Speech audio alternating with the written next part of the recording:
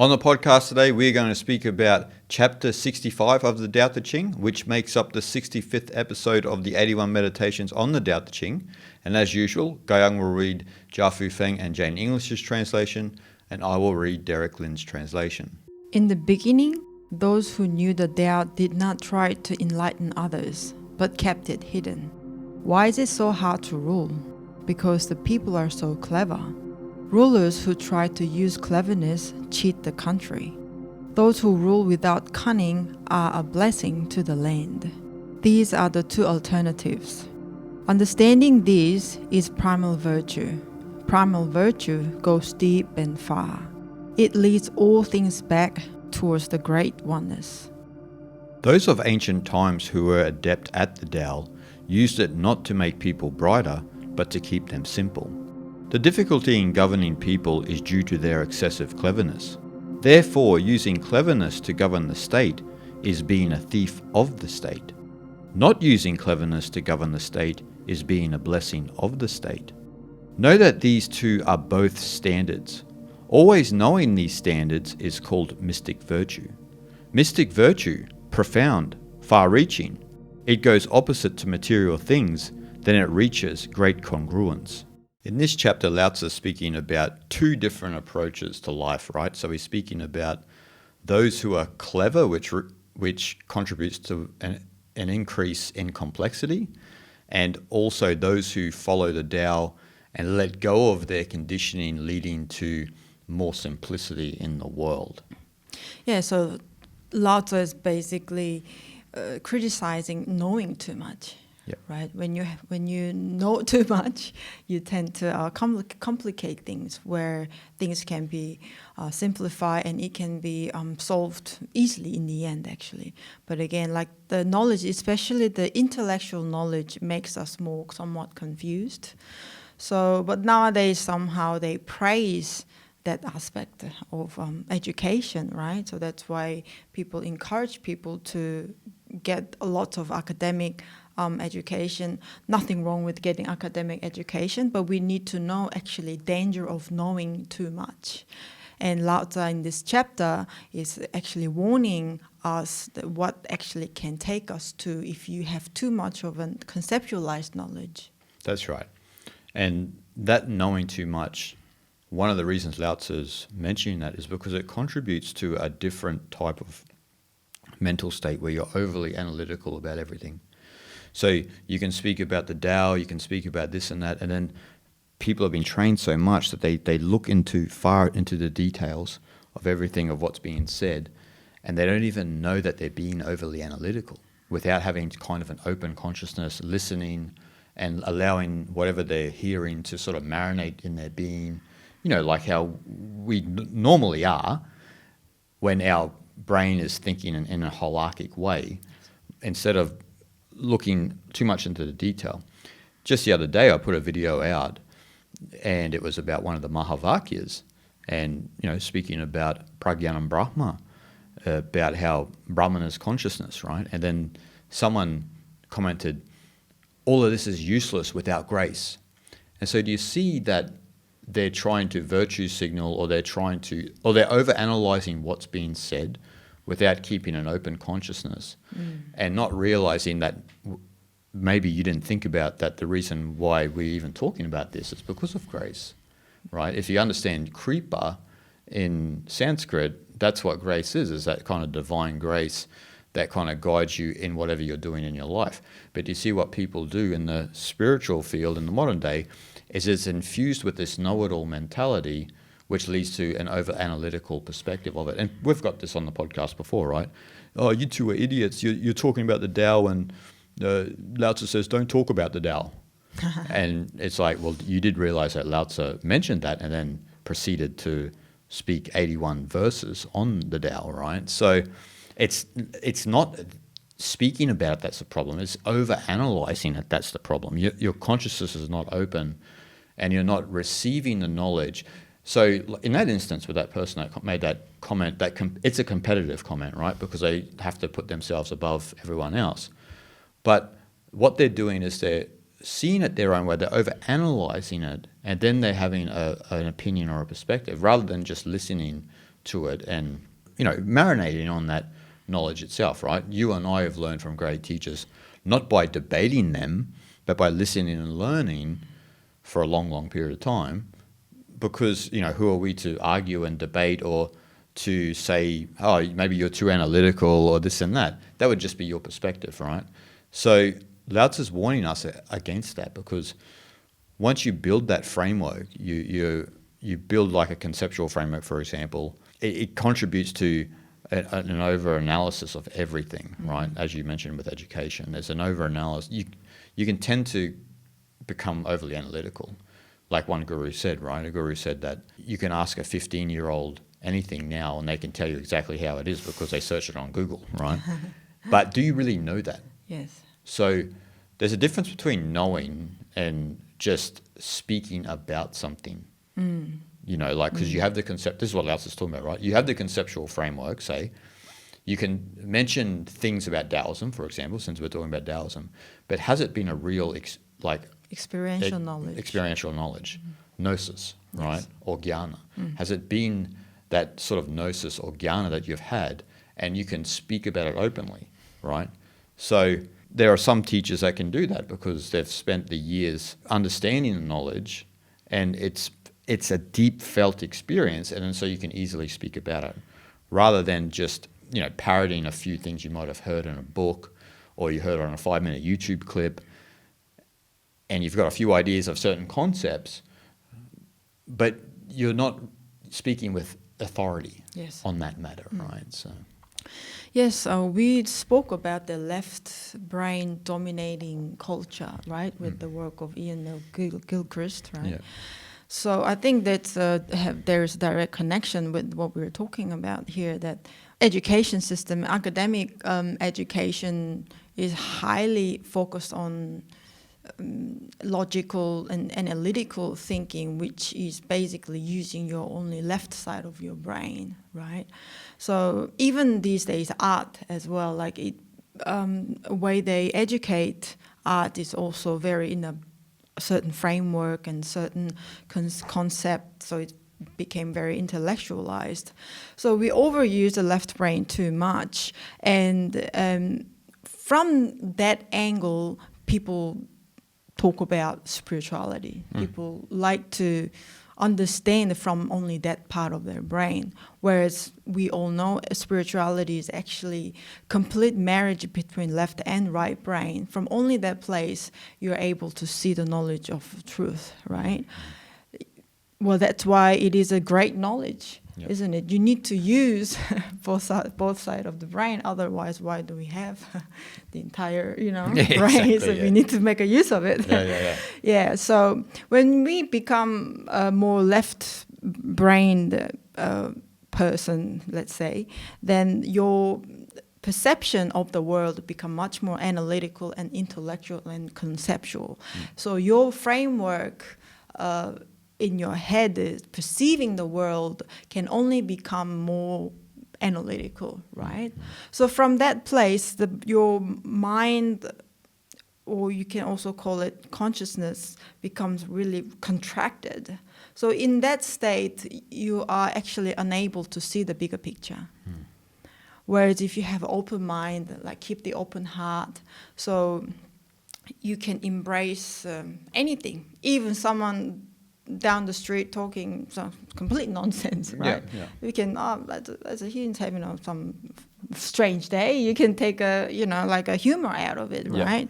So that open-minded perspective gives you much more abundant knowledge, abundant possibilities of things in life, and also ultimately it only gives you opportunity to understand this great knowledge of our ancient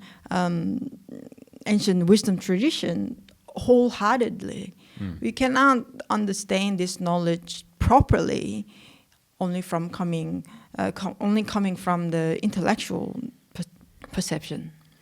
Well, the training of the left brain has been, influenced a lot by social media, because people are looking at the world only from an analytical perspective. Because social media is not really something that is much of a felt experience, right? It's not like going out and smelling the flowers or having a cup of coffee with someone, having a great conversation. You're literally looking at a screen and just scrolling. It's an analytical activity. Yes. Where you're looking at this and that and whatever. And like in relation to what I was saying earlier with that person who mentioned grace in a competitive way to compete with me, this idea of this sort of attitude and behavior of having these competitive comments is really new. And so you and I, we came from a time where there was no comment section, there was no social media. No. And so we listened a lot more. And so social media has trained people to be reactive and triggered.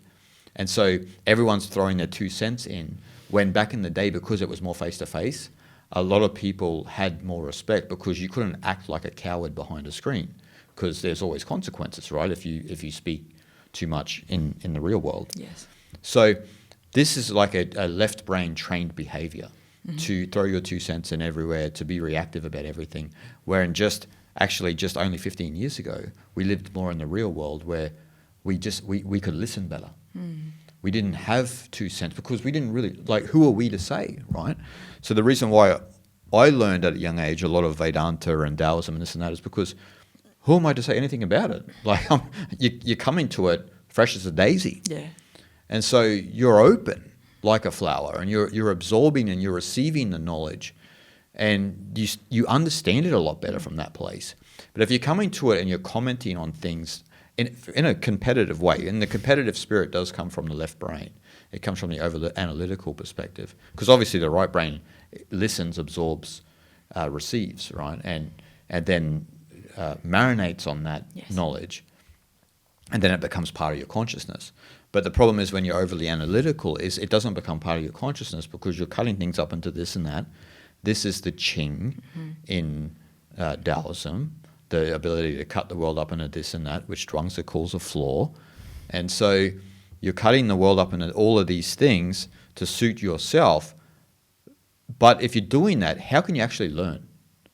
Because you're actually guarding yourself from actually absorbing new knowledge. Because you're cutting the world up to suit yourself. And it's like, but I thought you wanted to learn about Taoism. Didn't you want to learn about Taoism? Now you're not listening. Now you're not absorbing the knowledge because you're cutting it up to suit yourself, and you take this piece and you take that piece. You disagree with me there, you disagree with me there. And it's like, well, that's not how I learned. And that's not how you learn. Yes. You listen carefully, intently, and you have a sort of an attitude of deference too. And deference and innocence in the modern day is becoming less and less, as Lao Tzu mentions in this chapter, because we're too clever. We know everything. We've got Wikipedia and Google, so... Yeah, well, once you type certain things in Wikipedia, Google, that's that. That's that. Bottom line. Bottom that's line. it. Yeah, Finished. yeah. Final. And anyone could edit it. That's... And not long ago, you pointed out something that was a misinformation in the one. Of course. Yeah. So. And there's plenty of that on Wikipedia. I mean, especially in Eastern spirituality, you go on there, and you can tell people have just gone on there and just added things that are completely, and there's no one there to fact check that, So, and I really feel sorry for people who do that, because you're actually misleading people, where you could point people in the right direction.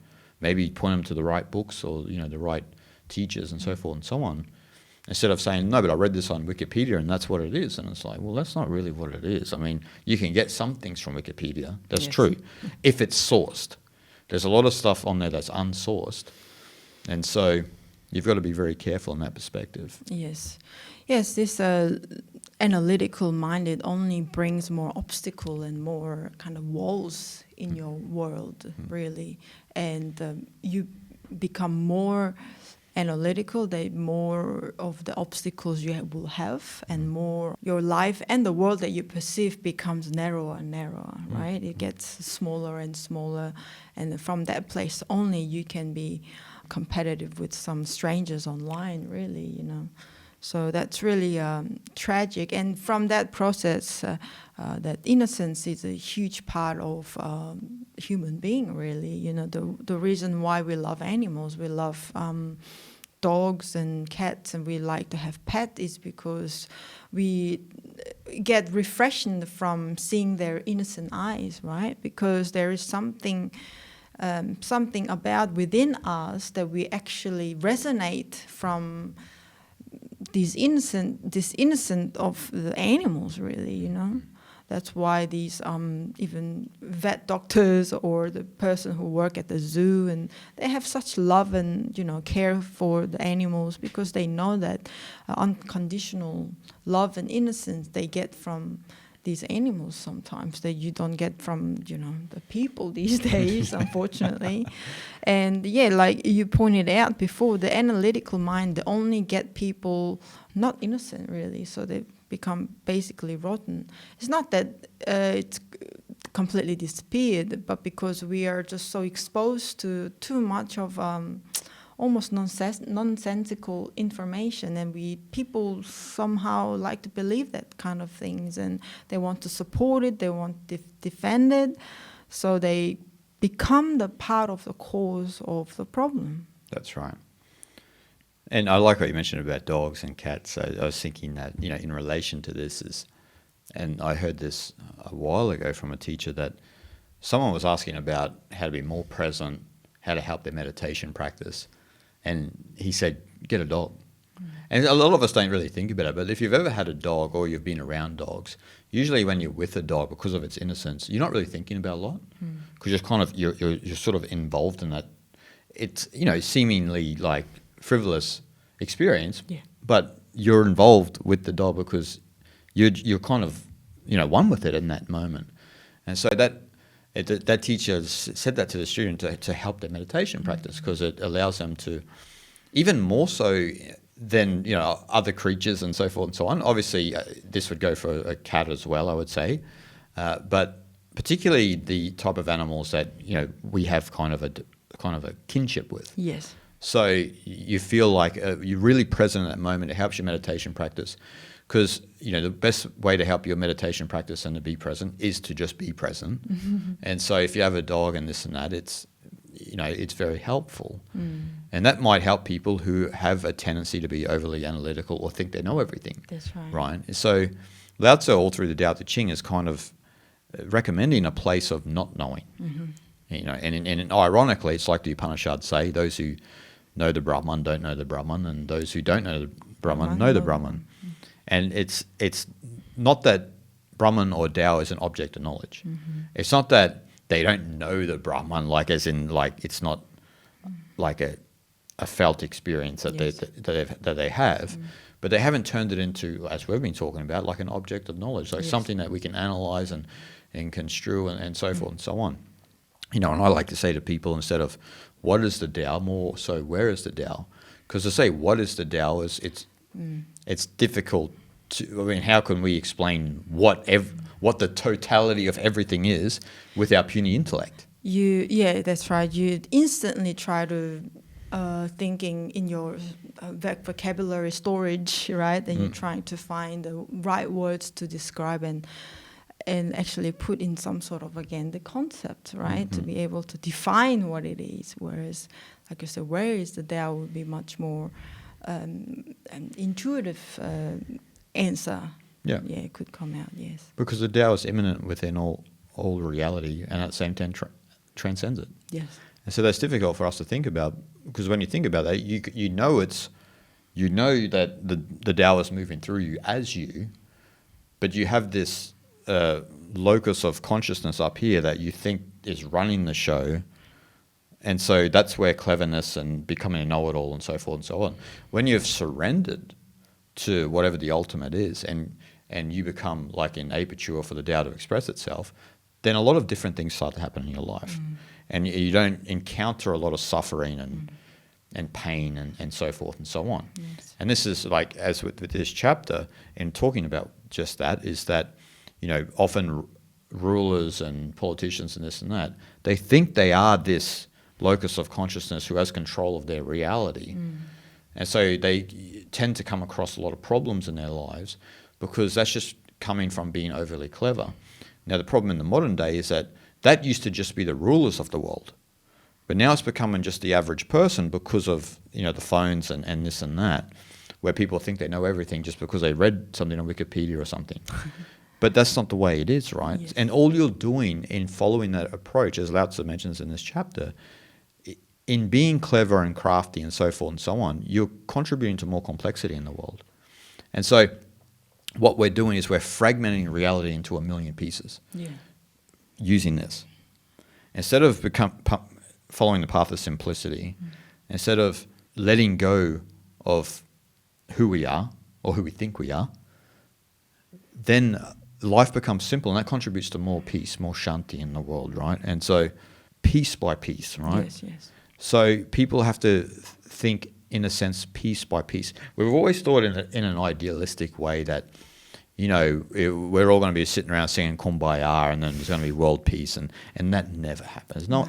You can join all of these cults, you can join all of these spiritual communities and so forth and so on, but none of that ever changes anything. It's up to you as the individual to down-regulate all of that conditioning you've had to follow the path of peace. And you've got to think in terms of a long game here. Mm-hmm. So your life reverberates out over here in a certain way. But you don't want to get arrogant and far ahead of yourself and think it's going to reverberate and you're going to change someone on the other side of the planet. I mean, that's a lot of New Age thinkers think that, right? They're going to vibrate and they actually change planetary energies and this and that. And that's all bunk. It's all bogus. So you've got to really work on yourself. And that's what affects everyone around us. It's a long game. Yes, that's right, yes. Yeah, so here the Lot is talking about that prime virtue. The prime virtue is actually unlearning, not knowing. Almost like unknowing is the great knowing kind of thing. So understanding that is the key point. Knowing too much, again here, Lao Tzu said, why is it so hard to rule? It's because of the cleverness, people's cleverness. And you pointed out that nowadays not only leader but just the common people have too much, I wouldn't say knowledge, too much information and too much opinions about things, so that only confuse ourselves and confuse the society. And as in like a spiritual experience, I think we are looking too much over some sort of eventful experience, right? So that's where these large, like 10, 20,000 people group meditation and changing the energy.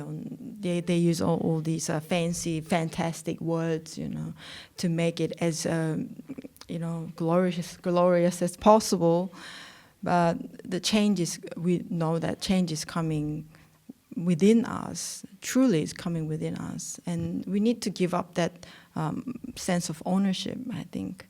And more we going to the left brain thinking, somehow that brings out much more of an ownership way of thinking. Yeah. My idea, my body, my this, my that, right? So, and my life, and this kind of even idea is actually very dangerous. We are part of nature. We know that we are part of the universe. We are just kind of the fruit of universe, really, and the fruit get eaten and disappear. We are like that too. We will have our time, and we need to be a bit more humble in that way of thinking, so that we give up the ownership. And like you said, when you have that kind of openness within your heart, the things actually happen to you. Why? Because you are open. You're not blocked by your knowledge, what you know, you think you know, but only because your consciousness is expanding and you're completely open, you're completely surrendering to whatever comes to you, so that there is no obstacle in front of you. So anything can come to you, and you will be ready to accept for what they are, whatever they might be. Yeah, those large group meditations and that, there is a hint of, as you were alluding to, a hint of arrogance and a lack of humility there, because those groups actually think they are doing something. So again, it's a left brain activity, right? It's an analytical perspective. Hey, we meditate because we change the whole energy of the world and this and that. And it's like, Who gave you the right to do that? Where's the humility? Why do you have an agenda for everyone else? Why don't you trust what other people are doing? Why do you think your way is better than someone else's? And then there's all these justifications for it. Oh, but look at this and look at that. Yeah, but why is your way the best? There are other peaceful people out there too. Did you not realize that there have been millions and billions of monks and sadhus and swamis for thousands of years that have lived and died in this world, that have meditated together in groups and this and that? And it's about connecting with each other. It's about passing the knowledge on so that we help further generations understand the spiritual knowledge. Yes. It's not about reaching some sort of utopia or having some sort of idealistic society. This is, again, is a Western phantom. Yes. that was created in the West using Eastern spirituality. That's right.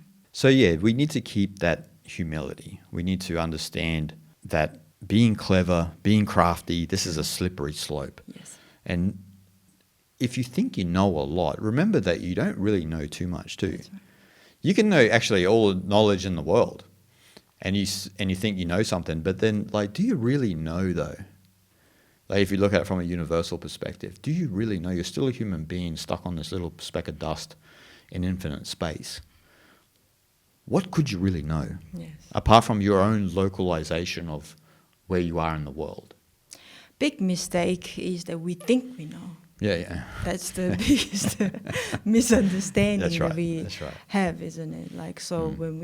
When you think that you know it, and that's where the whole problem begins, right? Because when things go wrong, again, that means that you didn't know it was gonna cause some, problems, right? So that means, yeah, of course, you don't know everything, and that's pretty absurd. Have absurd attitude to have, but again, knowing things, as in these days, people referring to information, and academic education subject knowledge, right? That's what people referring to when they say they know things, right? For sure. So actually, what people should really say is that you really don't know, right? And again, the Gandhi said that you need to remain student until you die, really. That student mentality is always get you to learn and develop and grow as well, grow consciously even at the later age. And it's very important. And I wanted to say that the Schopenhauer said, if you want to be happy, know less. Knowing less is actually important. Knowing too much is only going to make you more sad and sorrowful and depressed. And look at the world today.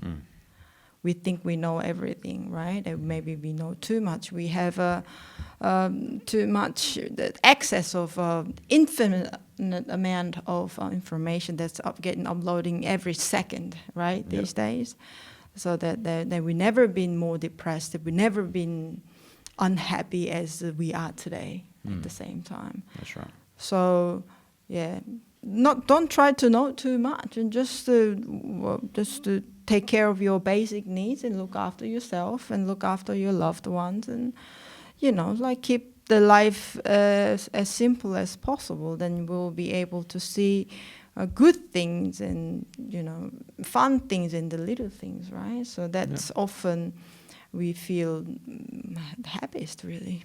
That's right. Yeah, keep it simple. As you were mentioning, that knowing, like what Schopenhauer was saying, knowing too much leads to depression and sadness, and even worse situations, obviously. And we're seeing that in the modern day, where people think that they know everything, and then they can't handle the reality that they're in, because often what they know and how the world is are two different things.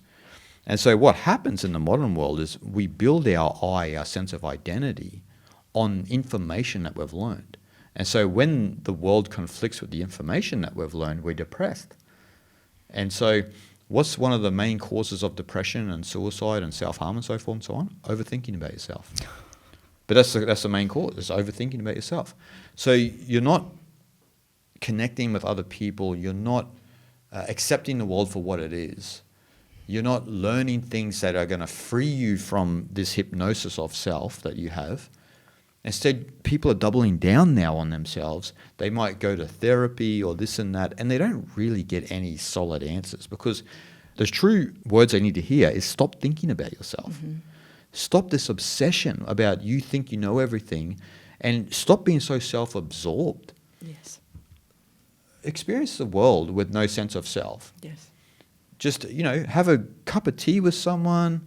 Yeah. Read a book. Don't be so obsessed with who you are.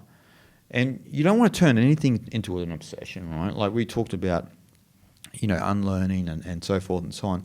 You don't want to then make that an analytical thing where, I'm on the path of unlearning, so I don't read anything anymore and this and that. And it's like, that's not what they're talking about. It's about not associating so many things to your sense of self. That's the problem when you learn too much and you're a know-it-all. If you don't have a spiritual center, then a lot of people can get so consumed in what they learn that they think they actually know something. But the path of Eastern spirituality is obviously you continue to learn, as Gandhi said, learn as if you're never going to die. And then you keep learning as if you're never going to die because you love it. You and I are absorbed in this knowledge for a long, long time now because we love it. And that's all what we talk about the most. That's what we talk about with our friends about. It's what interests us the most. Yes. But if you want to talk to us about Netflix or Apple TV and this and that, we don't know anything about it. So a lot of people are part-time spiritual seekers. And that can be a problem in and of itself, because people then will say, I don't read books, I don't learn anything. But then they'll binge a whole series on Netflix. Yeah. Do you see the irony? People can take it that way as well. Again, unlearning here is not, in that sense, like not studying anything. Obviously, unlearning process here is to deconstruct your sense of self, the sense of identity, and the identity that you've built, like you said, based upon the latest information, right? That's right. That's what really mean by unlearning. Like, watching a series after series and binging, and they're only gonna make us desensitized and dumber, really. That's right. Yeah. Well, to talk about like what we were saying with over information, being a know-it-all, contributing to the sense of self, and then you're depressed because you can't handle the outside world, is that the way around that is, as Lao Tzu's talking about, is to just let go and allow Tao to do its thing, rather than overthinking about everything. Yeah. So, for example, if you see a book in a library and it piques your interest, grab the book. Don't make an analytical debate about it. I'm on the path of unlearning, I better not read that book. You're already in the path of learning. You're already in your own way. Yeah. Open yourself to the reality. That's right. If you're not open to the reality, you're going to be depressed because you're going to always be overanalyzing yourself. You're going to be self-obsessed because you think you know best anyway for everyone. Instead of letting go, just let go completely. Let go completely. Stop being so self-obsessed, and you'll notice that your life will reorient itself. That's right. Things will happen for you that need to happen for you. And so this isn't any sort of woo-woo mystical information. This is just the way the Tao is. That's right. And we used to be very cognizant of how the Tao was thousands of years ago. But because we followed the path of cleverness, we continually complexified the world. And so we're so far away from what the nature of the Tao is. We've forgot it altogether. Yes. And so we're so absorbed in this world of materialism, which then contributes to over-analytical thinking, which contributes to status and social approval and all of these layers and layers and layers and layers. And we've then sitting around, we've forgot who the hell we truly were and what the Tao is. And so that's where we are currently.